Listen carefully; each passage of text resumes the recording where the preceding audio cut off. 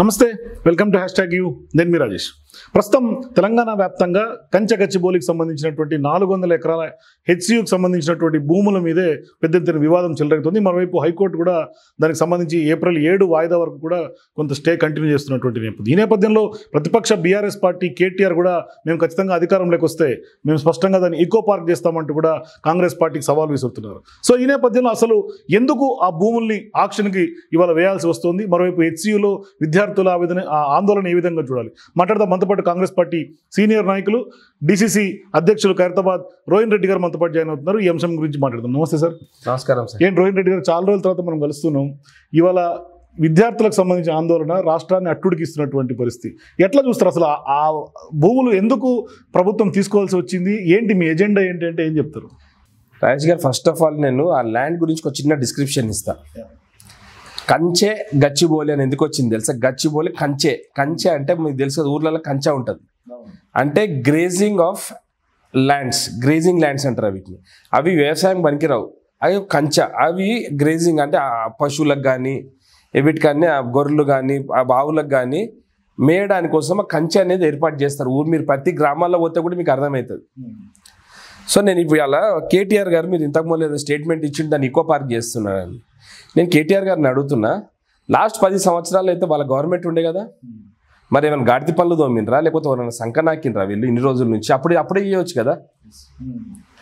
2003లో ఆ రోజు NDA government ఈ ల్యాండ్ ఐఎంజీ భారత్ అనే దానికి ఒక సంస్థకి ఇచ్చారు.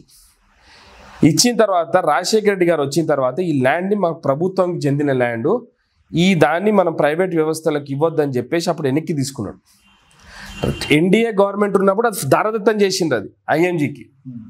రాజశేఖర రెడ్డి గారు వచ్చినప్పుడు వెనక్కి తీసుకున్న తర్వాత ఐఎంజీఓలకు గవర్నమెంట్ మధ్యలో కేసు నడిచింది. హెచ్సియుకి ఎప్పుడు కూడా సంబంధం లేదు. హైదరాబాద్ సెంట్రల్ యూనివర్సిటీకి ఈ ల్యాండ్కి ఎప్పుడు సంబంధం లేదు. వాళ్ళు ఏ రోజు కూడా ఈ ల్యాండ్ కోసం కొట్లాడలేదు కోట్లల్లో. గవర్నమెంట్ కొట్లాడుతుండే 10 సంవత్సరాల నుంచి వీళ్ళు కాలయాపన చేసింది గవర్నమెంట్. ఎవరు? టీఆర్ఎస్ గవర్నమెంట్ ఉన్నప్పుడు. రేవంత్ రెడ్డి గారు ముఖ్యమంత్రి అయిన తర్వాత ఈ ల్యాండ్ మొత్తం కూడా హైకోర్టులో సుప్రీంకోర్టులో కొట్లాడికి గెలిచినాం మేము. సో గవర్నమెంట్కి చెందిన ల్యాండ్ గవర్నమెంట్ ప్రజల కోసం చెందాలి అది. సో రేపు పొద్దున ప్రభుత్వాలు ఇవాళ నేను ఒక మాట అడుగుతాను. లాస్ట్ 10 సంవత్సరాలలో 4 లక్షల ఎకరాలు అమ్మిరు కదా టీఆర్ఎస్. ఎందుకు అమ్మిరు? ఎవరి కోసం అమ్మిండు? ఎవరి కోసం అమ్మిండు? పక్కకు నియోపోలిస్ని ఆక్షన్ చేసి అమ్మిండు కదా. మరి ఆ రోజు ఇవన్నీ గుర్తు రాలేదా? ఈకో పార్కులు, ఆ రోజు ల్యాండ్ అని మనం ఆక్షన్ పెట్టొద్దని చెప్పేసి హైదరాబాద్ చుట్టుపక్కల బీఆర్ఎస్ గవర్నమెంట్ ఎన్ని భూములు వాళ్ళు అమ్మిండ్రు అనేది లిస్ట్ నేను మీకు ఇస్తాను. మీరు అవన్నీ వెరిఫై చేయండి.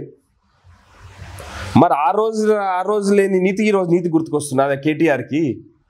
కానీ ఇక్కడ ప్రధానంగా అందరూ చెప్తుంది ఏంటంటే, బయట ఇదే 400 ఎకరాలు ఎందుకు ఫ్యూచర్ సిటీలోనో లేక ఇతరత్ర ల్యాండ్స్ తీసుకోవచ్చు కదా, ఇది హైదరాబాద్ లంగ్ లాంటిది, ఆక్సిజన్ లేకుండా చంపేస్తున్నారు అని. దీని పక్కన 2000 ఎకరాల ల్యాండ్ ఉన్నది. 2000 ఎకరాలలో 400 ఎకరాలు మాత్రమే ఏదైతే ఐఎంజీకి ఇచ్చినామో అది వెనక్కి తీసుకున్నాం. సో అక్కడ కూడా రేవంత్ రెడ్డి గారు ఒక ఎంప్లాయ్మెంట్ జనరేషన్ కోసము కొన్ని కంపెనీస్ని పెట్టుబడుల కోసం అక్కడికి ఆకర్షిస్తున్నాడు. సో ఆ చుట్టుపక్కల అంతా కూడా ఐటీ ఏరియాలు ఉన్నాయి, కొన్ని మైక్రోసాఫ్ట్ ఉన్నది, ఐఎస్బి ఉన్నది, గూగుల్ ఉన్నది, ఇట్లాంటి పెద్ద పెద్ద సంస్థలు ఉన్నాయి అక్కడ.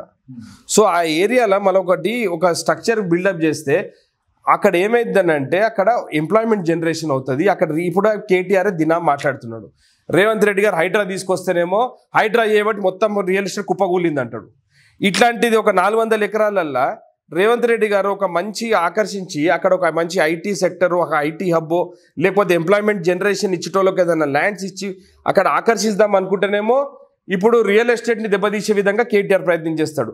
ఒకసారి అట్లా మాట్లాడతాడు, ఒకసారి ఇట్లా మాట్లాడతాడు. అంటే నేను ఏమంటున్నానంటే కేటీఆర్ అనే వ్యక్తికి మతిస్థిమితం కోల్పోయిండు. ఆయనకు ఏంది చేసినా కానీ కూడా దాన్ని అవ్వంటే బువ్వ అంటాడు, బువ్వ అంటే అవ్వ అంటున్నాడు. కాబట్టి ఆయన ఆయన మతిస్థిమితం కోల్పోయి మాట్లాడుతున్నాడు.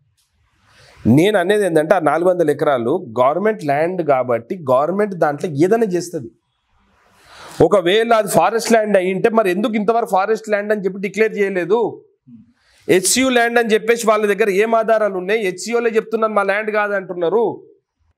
కానీ ఇక్కడ ల్యాండ్ టైటిల్ గురించి ఎవరు అన్నట్ల చెట్లు నరికివేయటం తీసుకుపోతున్నాం కదా, అది కంచె గచ్చిబౌలి. కంచె అనేది దాని టైటిల్ కాదు, కంచె గచ్చిబౌలి. గచ్చిబౌలిలా కంచె, అది ఆ గ్రామానికి కంచెల అప్పుడున్న నవాబీ కంచె ల్యాండ్. వీటిలల్లా గ్రేజింగ్ అంటే ఆవు పశువులకు మేత కోసం వదిలేసింది. అది అంతా తుమ్మ చెట్లు, ఆ చెట్లు ఈ చెట్లు, దాంట్లో ఒక్కటైనా కానీ కూడా మీరు పోయి దాంట్లో చేయండి. అక్కడ ఏదన్నా కానీ కూడా అక్కడ ఫారెస్ట్కి సంబంధించిన చెట్లు ఏమన్నా ఉంటే మీరు ప్రభుత్వానికి తెలియజేయండి. మేము చెప్పాం, మీరే చెప్పండి యాజ్ ఎ జర్నలిస్ట్. రెండో విషయం, పోనీ అది మొత్తం కూడా ఏంటది పర్యావరణ దానికోసం అని చెప్పేసి ఇలా చాలా మంది సోషల్ యాక్టివిస్టులు, సెలబ్రిటీలు అందరు బయటకు వచ్చారు కదా. స్పీసీస్ ఉన్నాయి అందులో. ఏం స్పీసీస్ ఉన్నాయండి చూపియండి. మరి ఇన్ని రోజుల నుంచి కాదు, మరి ఇన్ని రోజుల నుంచి అది ఉంటే మరి ఆయన మరి వాళ్ళ ప్రభుత్వం ఉన్నప్పుడు దాన్ని ఫారెస్ట్ కింద ఎందుకు డిక్లేర్ చేయలేదు? మరి వాళ్ళ ప్రభుత్వం ఉండే కదా అక్కడ ఉన్నప్పుడు ఎందుకు డిక్లేర్ చేయలేదు? ఒకటి. రెండో విషయం చెప్తున్నా, అదే ల్యాండ్లో ఇప్పుడు ఏదైతే గవర్నమెంట్ వెనక్కి తీసుకుంటా అంటున్నారో ఆ ల్యాండ్లో ఒక బిల్డింగ్ కట్టిండు, ఒక హెలిప్యాడ్ కట్టుకున్నారు, ఒక రోడ్ వేసిండ్రు. ఎవరు పర్మిషన్ తీసుకున్నారండి? ఇల్లీగల్గా కన్స్ట్రక్షన్ చేస్తుంటే 10 సంవత్సరాలు టీఆర్ఎస్ గవర్నమెంట్ ఉన్న వాళ్ళు కళ్ళు మూసుకొని కూర్చున్నారు. ఒక బిల్డింగ్ కట్టాలంటే అక్కడ మున్సిపల్ అథారిటీ నుంచి పర్మిషన్స్ తీసుకోవాలి, ఓసీ తీసుకోవాలి. ఒక హెలిప్యాడ్ కట్టుకోవాలంటే దాని పర్మిషన్స్ తీసుకోవాలి. ఎవరు చెప్పకుండా ఇష్టం వచ్చినట్టు వాడు బిల్డింగ్లు హెలిప్యాడ్లు కట్టుకొని ఏం కబ్జా చేస్తున్నారా? గవర్నమెంట్ ల్యాండ్ కబ్జా చేయొచ్చా? ఎవరంటే వాళ్ళు. ఒకటి. రెండోది, ఇప్పుడు హెచ్సియుకు వాళ్ళు ఏమంటున్నారు, ఈ భూమి అంతా నాదే అంటున్నారు. 2000 ఎకరాల భూమి. పాత ప్రభుత్వంలో కేసీఆర్ గారు ఏమన్నారు, యూనివర్సిటీలో ఏమన్నా రాచరికంలో బతుకుతున్నామా? 20 ఎకరాలు ఉంటే చాలంటారు. ఇప్పుడు ముఖ్యమంత్రి గారు కూడా అదే స్టాండ్ తీసుకుంటే పరిస్థితి ఏంది? ఇంకా ఆ 20 ఎకరాల ల్యాండ్లో పాటు హైదరాబాద్ సెంట్రల్ యూనివర్సిటీ తీసుకున్న తర్వాత మిగిలిన ల్యాండ్ అందరు కూడా ముఖ్యమంత్రి గారు దాన్ని గవర్నమెంట్కి తీసేసుకుంటే దాని పరిస్థితి ఏంది? ఇప్పుడు కేసీఆర్ అయితే ఒప్పుకున్నాడు కదా, వాళ్ళ తండ్రి అన్న మాటకు కేటీఆర్ ఏకీభవిస్తుండా లేదని ఫస్ట్ చెప్పాలి. కానీ అదే కేటీఆర్ అదే కేసీఆర్ మాట మీద ఎకో పార్క్ చేస్తా అంటుండే. ఎకో పార్క్ మరి 10 ఏళ్ళ నుంచి ఎందుకు చేయలేదు? 10 ఏళ్ళ నుంచి ఎందుకు చేయలేదు? మరి 10 ఏళ్ళ నుంచి ఇంట్లో వండుకొని పార్టీలు చేసుకుంటానికి టైం ఉంటుంది, పక్క రాష్ట్రాల్లో పోయి చెక్కులు పంచుతానికి టైం ఉంటుంది, పంజాబ్లో పోయి రైతులు చచ్చిపోతే చెక్కులు ఇస్తానికి టైం ఉంటుంది. ఇక్కడ వచ్చి ఆ 400 ఎకరాలలో ఎకో పార్క్ చేస్తానికి ఇప్పుడు వచ్చింది, గుర్తుకొచ్చింది ఆయనకు. ఇంకొకటి, ఆయన పగటి కళ్ళకి అంటున్నాడు ప్రభుత్వం వచ్చేది లేదు, వాళ్ళకి సచ్చేది లేదు బీఆర్ఎస్ వాళ్ళకు. మీరు చూడండి, వాళ్ళకు 109 మంది ఎమ్మెల్యేలు ఉంటే చివరికి వాళ్ళకు మిగిలింది 29 మంది ఎమ్మెల్యేలు. 11 మంది ఎంపీలు ఉంటే చివరికి వాళ్ళకు 0. తెలంగాణ ప్రజలందరూ కూడా వాళ్ళకు ఏం స్థానం అనేది వాళ్ళ స్థానాన్ని వాళ్ళు కేటాయించిండ్రు. వీళ్ళు ఎన్ని చేసినా వాళ్ళు నమ్మరు. కానీ ఈ ఏదైతే విద్యార్థులు చేస్తున్నటువంటి ఆందోళన ఇది ఖచ్చితంగా రాజకీయ రంగు పులుపుకుంది అనుకోవాలి. ఈరోజు జరుగుతున్నటువంటి మాటల యుద్ధం చూస్తుంటే BRS versus Congress, BJP versus Congress చూస్తుంటే రాజేష్ గారు డెఫినెట్ గా మీరు చూడండి, ఈ పొలిటికల్ పార్టీస్ అన్ని ఇప్పుడు వచ్చేసేమో ఆందోళన చేస్తున్నారు కదా. నేను కిషన్ రెడ్డి గారిని, బండి సంజయ్ గారిని సూటిగా ఒకటే ప్రశ్న అడుగుతా.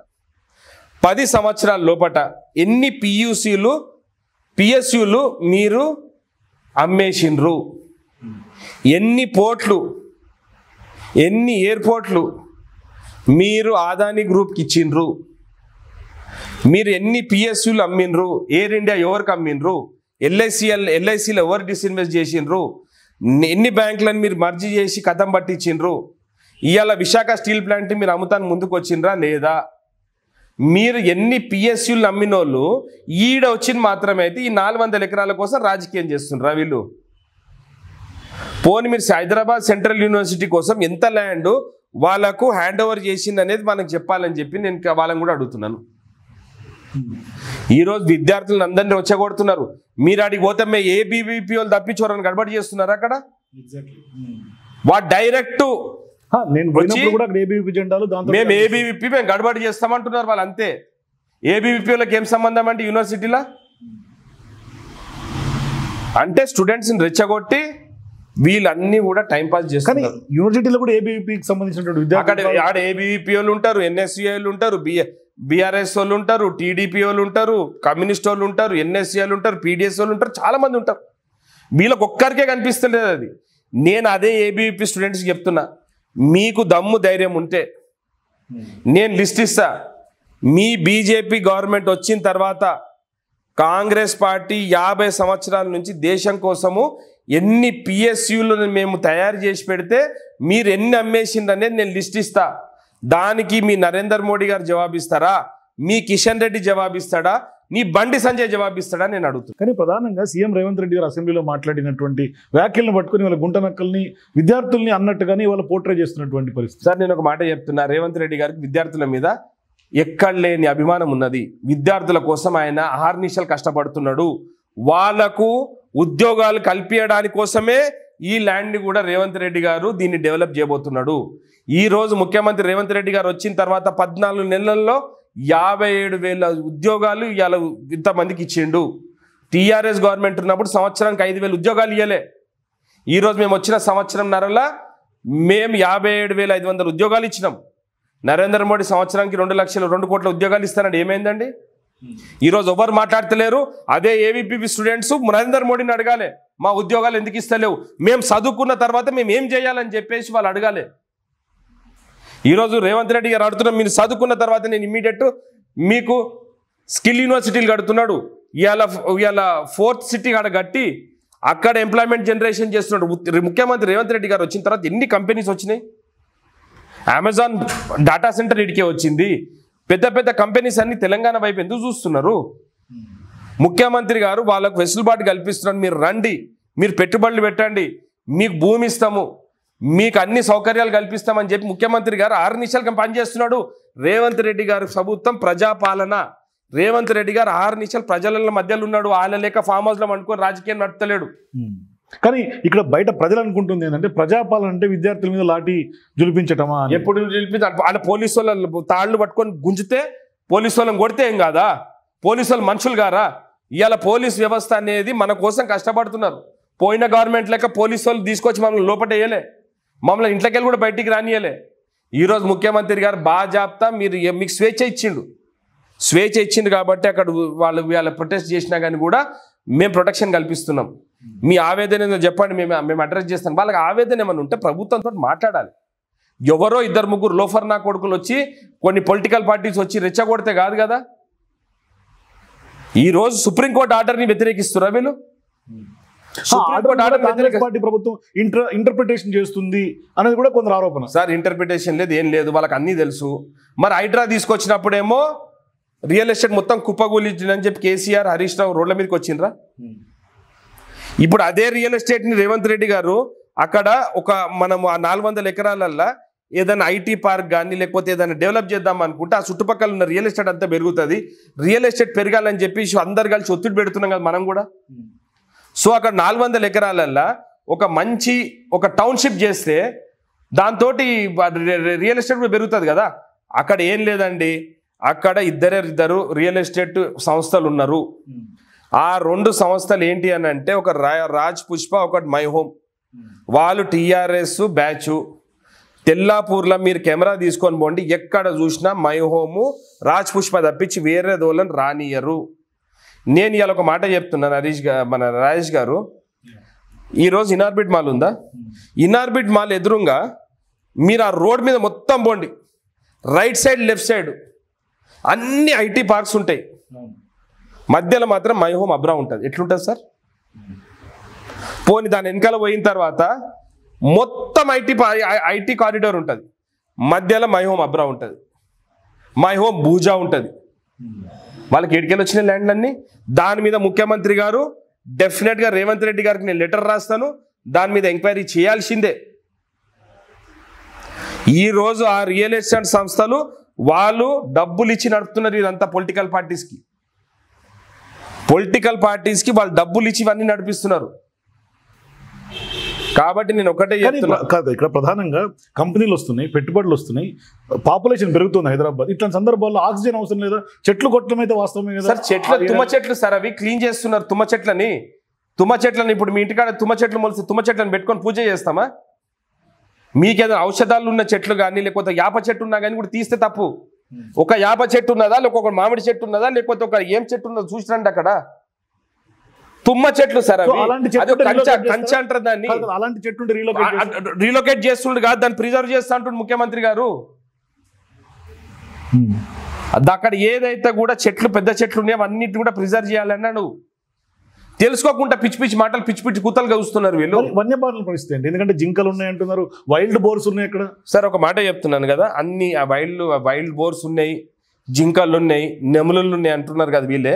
మరి గత 10 సంవత్సరాల నుంచి దాన్ని కాపాడడానికి వీళ్ళ ప్రభుత్వం ఏం చేసింది?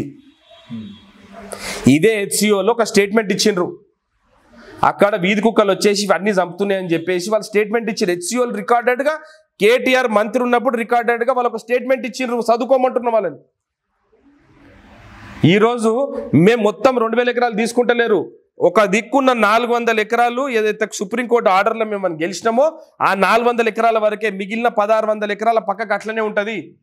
నేను ఇలా చెప్తున్నాను రాజేష్ గారు, 25 సర్వే నంబర్ల మై హోమ్ విహాన్ అనేది ఒక ఎట్లా వచ్చింది, Vihanga my home Vihanga 25 survey నంబర్లనే ఉన్నది.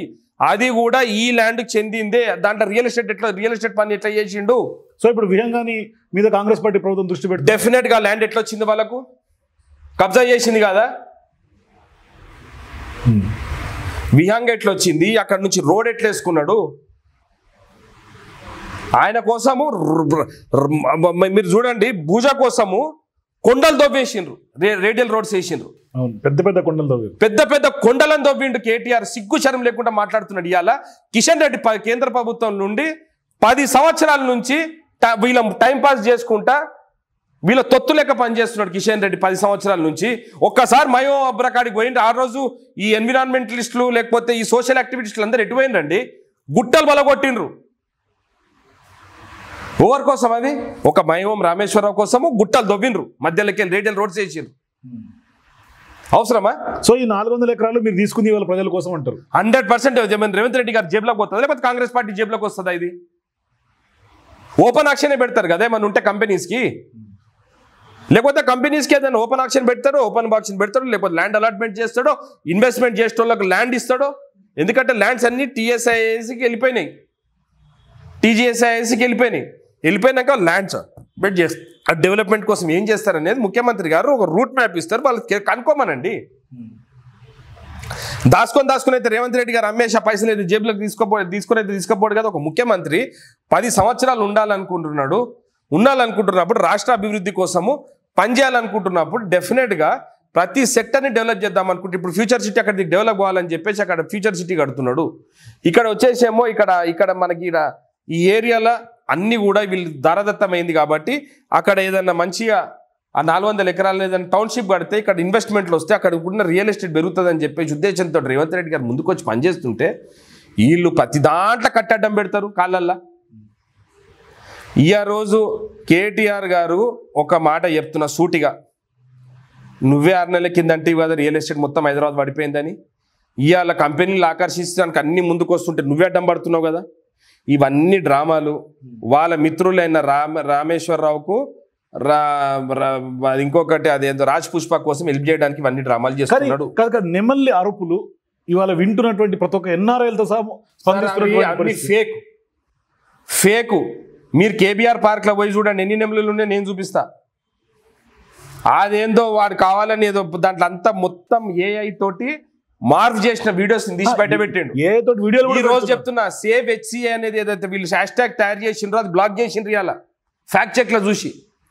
ఇవాళ కొంతమంది సెలబ్రిటీలు వాళ్ళకు ఫ్యాక్ట్స్ తెలియకుండా ఇష్టం వచ్చినట్టు పెడుతున్నారు కాబట్టి వాళ్ళ మీద కూడా చట్టపరమైన చర్యలు తీసుకోవాలని చెప్తున్నా. ఎస్, అక్కడ తప్పు జరుగుతుందంటే మీరు పెట్టండి, కానీ తెలియకుండా మీరు ఫ్యాక్ట్ చెక్ చేసుకోకుండా మీరు గిట్ట ఏమైనా పోస్ట్ చేస్తే డెఫినెట్గా మేము సైబర్ క్రైమ్లో పోయి కంప్లైంట్ ఇస్తాం, డెఫినెట్గా వాళ్ళ మీద యాక్షన్ తీసుకోవాలని కోరుతాం. ఒకటి. రెండోది, ఇదంతా ఒకెత్తా చర్యలు తీసుకుంటారంటే ప్రశ్నించే గొంతుని నొక్కేస్తారా? ఎందుకు? నేను ఫ్యాక్ట్స్ పెట్టమంటున్నా. ఫ్యాక్ట్ చెక్ చేసిన తర్వాత తప్పని తేలితే వాళ్ళ మీద చర్యలు తీసుకోవాలి. మీ ప్రతి దాంట్లో కూడా ఫ్యాక్ట్ చెక్ అని ఒకటి ఉంటుంది. ఫ్యాక్ట్ చెక్ చూసి పెడితే ఎవడు ఇష్టం ఉన్నట్టు పెడితే అయిపోతుందా? చెప్పండి. ఇప్పుడు ఎవరి మీద అన్నా కానీ మీరు దుమ్మెత్తిపోయొచ్చా? స్వేచ్ఛ అంటారా దాన్ని? డెమోక్రసీలు ఎవరినన్నా కానీ మీరు చంపొచ్చా? ఇప్పుడు దోమ నన్ను కొట్టిందని చెప్పి నేను దోమని చంపుతా, మనిషి నన్ను కొట్టిన మనిషిని చంపేస్తామా? అది కాదు కదా తప్పు. మనకు చట్టం ఎందుకున్నది, కాన్స్టిట్యూషన్ ఎందుకున్నది? వ్యవస్థ న్యాయ వ్యవస్థలు ఎందుకున్నాయి? ఈరోజు సుప్రీంకోర్టే నీకు ఆర్డర్ ఇచ్చింది ఒకటి. రెండోది వీళ్ళ కడుపు మంట నడుస్తుంది. రేవంత్ రెడ్డి గారు వచ్చిన తర్వాత ఫ్రీ బస్ పాస్ ఇచ్చిండు, మహిళలందరూ ఆనందంగా ఉన్నారు. 22,000 కోట్లు రుణమాఫీ చేసిండు, వీళ్ళు చేయలేకపోయింది. లక్ష రూపాయలు కూడా చేయలేదు, 2 లక్షల రూపాయలు చేసిండు. 500 రూపాయల గ్యాస్ సిలిండర్ ఇస్తున్నాడు, 200 రూపాయల కరెంట్ ఇస్తున్నాడు. ఈరోజు యువ వికాసం పేరు మీద యువతనందరిని ఆకర్షిస్తున్నాడు. ఇలా కడుపులో డైజెషన్ అయితే లేదు, అజీర్తి చేసి మాట్లాడుతున్నారు ఇవన్నీ. రెండోది ఇవాళ సన్నాలు ఇచ్చినాం కదా, సన్న బియ్యం ఇచ్చినప్పటి నుంచి కొడుకులు ఎట్లయినా దీన్ని డైవర్ట్ చేయాలని చెప్పి హైదరాబాద్ సెంట్రల్ యూనివర్సిటీని ఫేరప్ చేస్తారు. నేను చెప్తున్నాను ముఖ్యమంత్రి గారికి, రాష్ట్ర మంత్రులకు అందరు కూడా, సార్ మీరు దయచేసి మీరు దీని మీద ఒక్కసారి ఆలోచన చెయ్యండి. మన ప్రభుత్వం ఎప్పుడైతే ఈ సన్నాలు ఇస్తున్నామని చెప్పినామో అప్పటి నుంచి ఈ టీఆర్ఎస్ వాళ్ళు బీజేపీ వాళ్ళు ఇద్దరు కలిసి తోడు దొంగలు లెక్క బయటపడి మనని హెచ్యు యూనివర్సిటీ మీదకి డైవర్ట్ చేస్తున్నారు. ఈరోజు ఫ్యాక్ట్ చెక్ కాకపోయింటే ఇన్స్టాగ్రామ్లో సేవ్ హెచ్సిఏ ఎందుకు బ్యాన్ అవుతుంది? ఇంతకుముందు బ్యాన్ చేసిండ్రు. అది అంటే రేవంత్ రెడ్డి గారిని ఆయన పేషెన్స్ని టెస్ట్ చేస్తుండ్రు. కానీ ముఖ్యమంత్రి గారు, రాష్ట్ర ప్రజలందరూ కూడా మీ వెంబడి ఉన్నారు. కానీ ఒకటి మాత్రం వాస్తవం కదా రోహిన్ రెడ్డి గారు, అంటే వాళ్ళు మీరు అన్నట్టుగా ఫ్యాక్ట్, వాళ్ళు ఒక ఏఐ జనరేటెడ్గా ఇది ఇట్లా జరుగుతోంది, ఎందుకంటే ప్రజల లోపలికి అలౌ చేయట్లేదు కాబట్టి చెప్పే ప్రయత్నంలో వాళ్ళు చేస్తున్నారు. మీరేమో ఇవాళ మంచి కులగణన విషయం కానీ లేదంటే సన్నాల విషయం కానీ మీరన్నట్టుగా ప్రజల్లోకి తీసుకెళ్ళలేకపోతున్నారు. సార్ నీకు ఒకటి చెప్తా, నిన్న మేము ఢిల్లీలో కులగణనల మీద ధర్నా చేస్తున్నాం. వీళ్ళు ఆడ ఢిల్లీకి వచ్చి కొంతమంది ప్రతినిధులను పంపించి ఆ డైవర్ట్ చేసే ఇష్యూలో పోయింది. వాళ్ళు ఎందుకు రాదండి? బీసీ క్యాస్ట్ సెన్సస్ మీద బీజేపీ వాళ్ళు టీఆర్ఎస్ వాళ్ళు తప్పించి అన్ని పొలిటికల్ పార్టీస్ వచ్చినాయి అడిగి. అంటే బీసీల మీద ప్రేమ లేదు, ఆ ఇష్యూని డైవర్ట్ చేస్తానికి ఒక ప్రతినిధులను పంపించి ధర్మేంద్ర ప్రధాన్తో అపాయింట్మెంట్ దొరుకుతుంది, ఇమ్మీడియట్ కలుస్తారు. రాష్ట్రం అభివృద్ధి కోసం ముఖ్యమంత్రి అడిగినా మంత్రులు అడిగినా టైం దొరకదు, టీఆర్ఎస్ వాళ్ళకి మాత్రం ఇమ్మీడియట్ దొరుకుతుంది టైం. కిషన్ రెడ్డి అదే ఏజెంట్ కింద పనిచేస్తున్నాడు ఢిల్లీలో. రెండోది, ఈరోజు నేను ఒకటే విషయం చెప్తున్నా, రాష్ట్ర ప్రయోజనాల కోసము ముఖ్యమంత్రి గారు ఏ చర్యలు తీసుకున్నా కానీ కూడా అది రాష్ట్ర అభివృద్ధి కోసమే ఆయన పనిచేస్తుంది. మీరు ఇన్ని రోజుల నుంచి మీరు చూడండి, గత 1.5 year లోపల ముఖ్యమంత్రి గారు చేసినవి ఏవైనా కానీ కూడా ప్రజలకు ఆమోదయోగ్యం ఉన్నాయా లేవా మీరు చెప్పండి. ఇంతమంది మహిళలు బస్సులలో ఫ్రీగా తిరుగుతున్నారు కదా, మా అన్న మమ్మల్ని బస్సులలో ఫ్రీగా తిప్పుతున్నాను, మహిళలందరూ ఆనందంగా ఉండరా? 500 రూపాయలకే సిలిండర్ దొరుకుతున్నదా? మన బీజేపీ గవర్నమెంట్ కాకపోయినా కానీ కాంగ్రెస్ గవర్నమెంట్లో కూడా మేము 500 ఎకరాల భూమి ఇస్తుంటే ఈరోజు ఎట్లున్నది? మీకు ఇంకొక విషయం చెప్తా, హైటెక్ సిటీ గూగుల్ ఇమేజ్ తీసుకుందాం, 2000 25 ఏళ్ళ కింద ఎట్లుండే, ఇవాళ ఎట్లయింది? ఆ రోజు హైటెక్ సిటీ కట్టేటప్పుడు చిరుతపుల్లు తిరుగుతుండే అన్నారు మరాడ.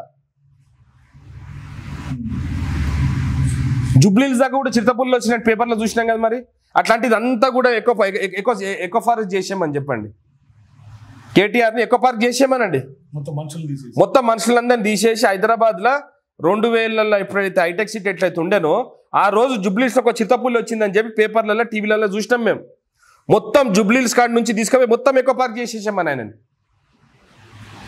కొంచెమన్నా చదువుకున్నాడు, ఐటీ మంత్రి చేసిన 10 సంవత్సరాలు, కొంచెమన్నా పరిజ్ఞానంతో మాట్లాడాలి. ఏది మాట్లాడినా అడ్డం మాట్లాడతా, నేను ఇట్లా మాట్లాడతా అట్లా మాట్లాడతా అంటే సరే మాట్లాడు, పిచ్చోడు అనుకుంటారు. నీకు కొంచెం కామన్ సెన్స్ తోటి మాట్లాడితే కామన్ సెన్స్ తోటి మాట్లాడుతున్నాడు రాబాయ్ అంటాం, పిచ్చి పిచ్చిగా మాట్లాడితే అరే పిచ్చోడు రాబాయ్ వదిలేసేయండి కొన్ని రోజుల తర్వాత. నాతోటే ఇవాళ చాలా మంది వచ్చి చెప్తున్నారు తెలుసా, అన్న రేవంత్ అన్న ఏం చేసినా మంచిగా చేస్తున్నాడు, రియల్ ఎస్టేట్ మళ్ళీ ఊపు అందుకుంటుంది అన్నాడు.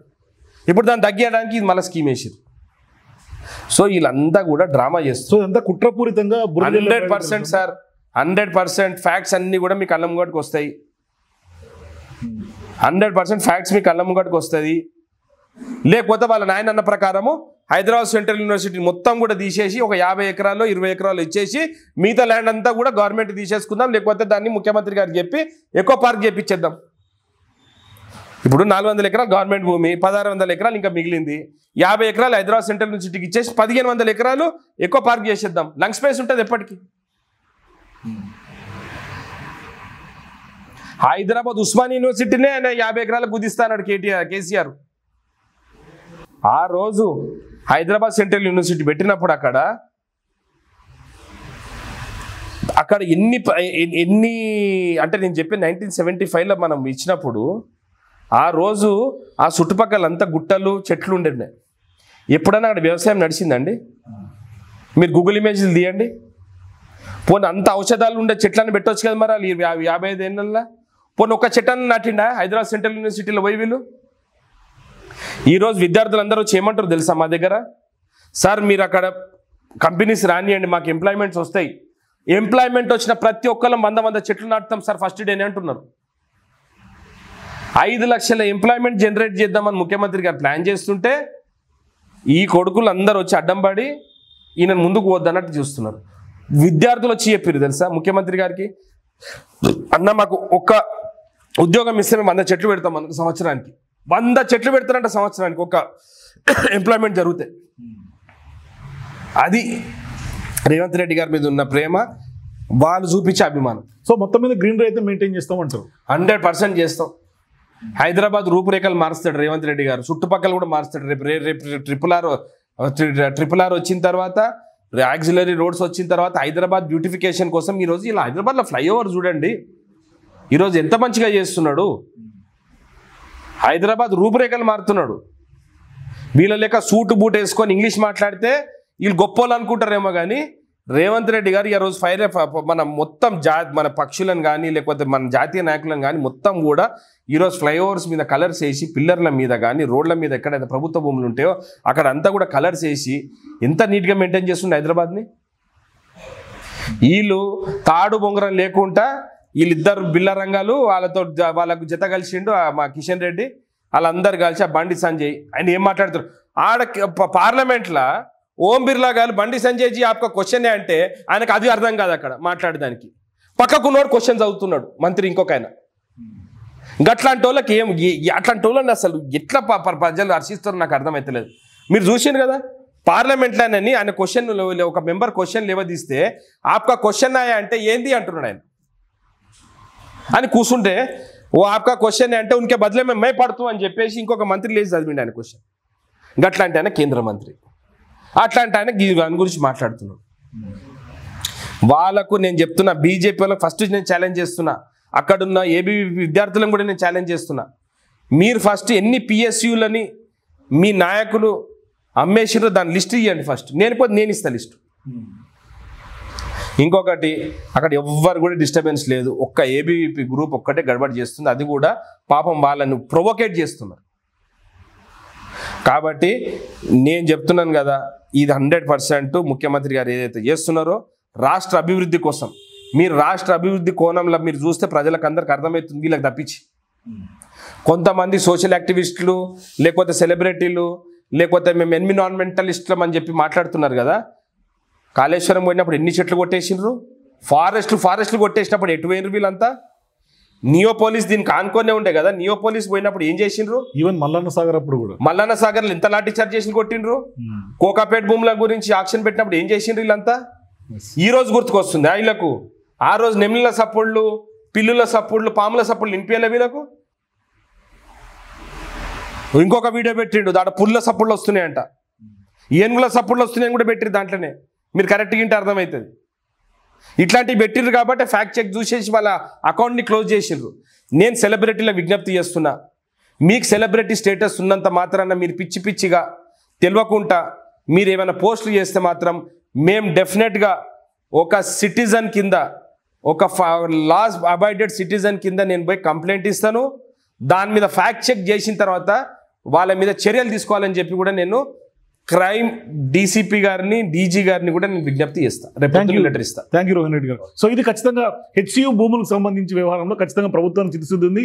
కేవలం ఉద్యోగ కల్పన లక్ష్యంగా మరోవైపు రియల్ ఎస్టేట్ కొంత పుంజుకోవడానికి, మరోవైపు తెలంగాణ ప్రజానికం కోసమే ఈ బృహత్తర కార్యక్రమం శ్రీకారం చుట్టినట్టుగా స్పష్టంగా తెలుస్తుంది. మరోవైపు గ్రీనరీని కానీ అక్కడ ఉన్నటువంటి స్పీసీస్ని కానీ ఖచ్చితంగా కాపాడుతామంటూ హామీ ఇస్తున్నటువంటి పరిస్థితి. ఒకవేళ కేటీఆర్ చెప్పినట్టుగా ఎకో పార్క్ కనుక సిద్ధం అనిపిస్తే ఖచ్చితంగా యూనివర్సిటీకి 20 ఎకరాలు 50 ఎకరాల నుంచి మిగతా అంతా కూడా ఎకో పార్క్ కూడా సిద్ధం అంటున్నారు రోహన్ రెడ్డి గారు. For more videos please watch #.